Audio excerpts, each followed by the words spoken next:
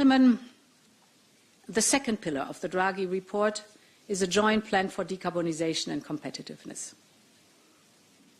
That starts with bringing down energy costs. We know the core reason why we pay higher bills than our competitors. Europe is too dependent on imported fossil fuels, and this means that the cost of our energy is dictated by global markets. But we also know the solution, and this is homegrown energy, renewables with nuclear as a baseload. That gives us energy security. That gives us independence as it is homegrown, and actually it creates good jobs in Europe. And in the last year alone, we have achieved impressive progress. First, we launched a wind package that is cutting permitting times by 2/3. In the first half of 2025, investment in Europe, in European wind energy, hit an all-time high, more than 40 billion euros. So investors are choosing Europe. And another good news, by now over 70% of our electricity comes from low-carbon sources. As a result, last year, we reduced our fossil fuel bill by over 60 billion euros. So we have to cut prices and dependencies at the same time. But let me be very clear. Our energy prices remain still far too high, too volatile, too disparate across Europe.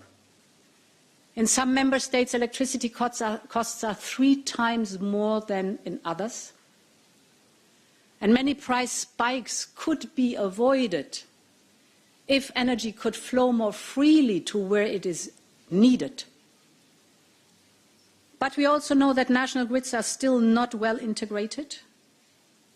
Too often we lack the necessary interconnectors, or we don't make efficient use of those we have.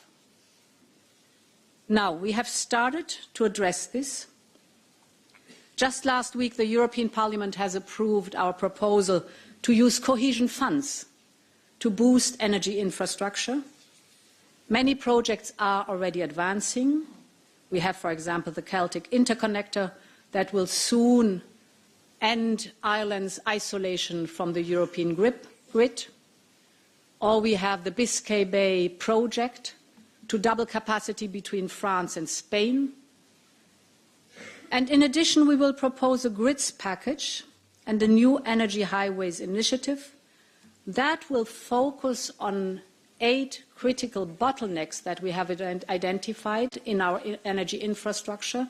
So from the Pyrenees to the Trans-Balkan pipeline, from the Øresund Strait to the Sicilian Canal, we will liberate these bottlenecks one by one, and we will step up with funding where necessary. Mario, you dedicated a chapter to the clean transition.